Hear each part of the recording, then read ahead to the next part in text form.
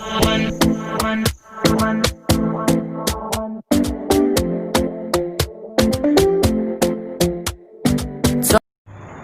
assalamualaikum. Aku Sulafrisa. Aku mahasiswa matematika dari Universitas Sekolah.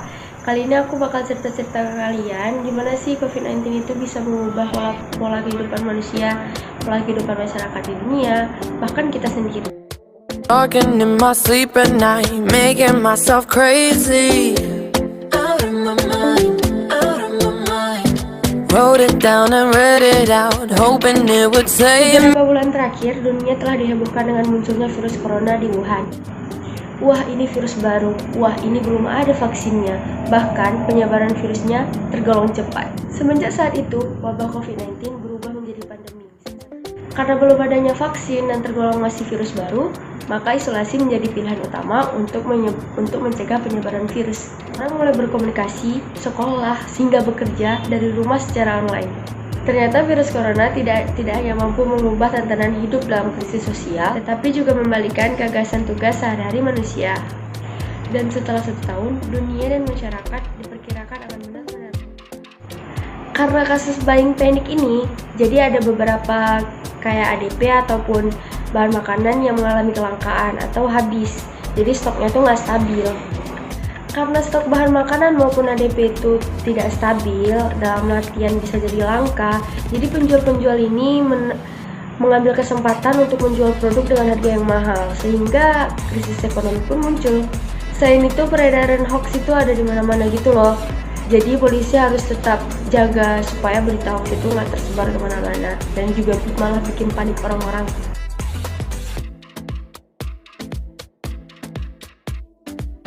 Merubah kebiasaan itu misalnya kayak kita di rumah aja, bisa aja kan kita merubah kebiasaan kita. Dari yang sebenarnya kita pagi bangun kuliah, kita bisa aja bangun siang karena kita nggak ada kegiatan. Tidak ada perkumpulan di pusat keramaian, bekerja sampai dengan sekolah secara online yang dikerjakan di rumah aja. Maka dari semua perubahan yang tadi aku ceritain, coronavirus buat kehidupan manusia ini dari konvensional jadi non-konvensional.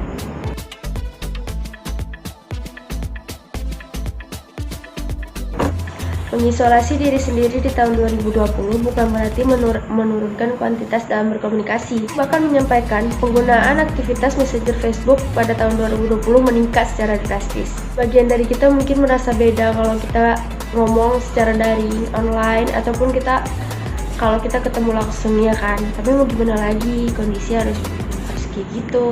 Kita harus tetap jaga jarak karena lagi ada pandemi. Karena kita di rumah aja dan kita juga pengen kan berinteraksi keluar, jadi kita beralih dong ke yang virtual.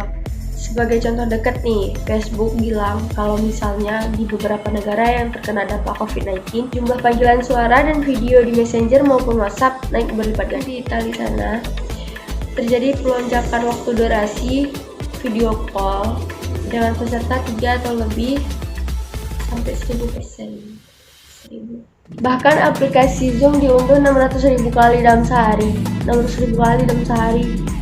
Mengacu pada app Topia, bahwa aplikasi House Party itu yang dulunya dirilis lagi tahun 2016 mendapatkan popularitas di tahun 2020 pada masa-masa pandemi ini. Jadi tajam gitu loh House Party. Karena orang-orang mungkin memilih untuk party secara virtual, party tetap tapi virtual. Lewat aplikasi yang menggabungkan beberapa video grup gitu dengan game bawaan dia sendiri. Jadi kita kayak lain kali ya, kita FaceTime tapi ada game-gamenya gitu. Jadi kita bisa main game sambil FaceTime. Itu namanya aplikasi House Party. Yang itu dari 130.000 menjadi 2 juta sekali dalam sehari. Jadi 130.000 ke 2 juta unduhannya itu meningkatnya gitu, sepopularitasnya gitu. Gara-gara orang suntuk.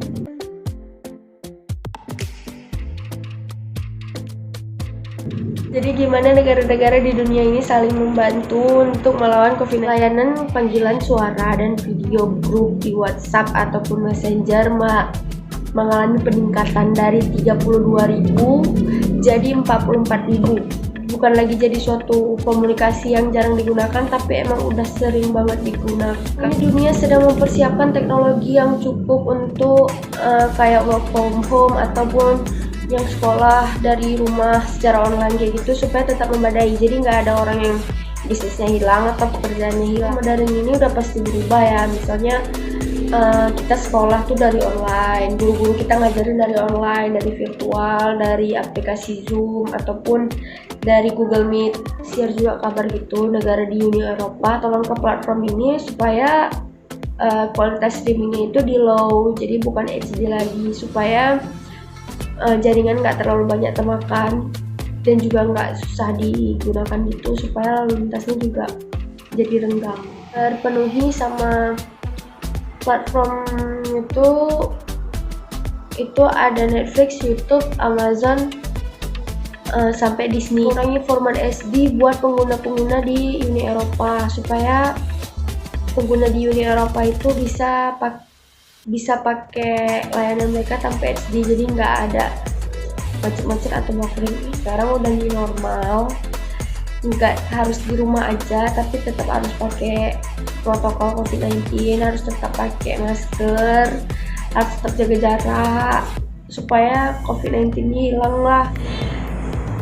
That's it, itu aja yang mau aku sharing perubahan kehidupan yang terjadi karena si corona nih. Semoga kita semua kuat, sehat, dilindungi sama Tuhan juga. Good luck semuanya.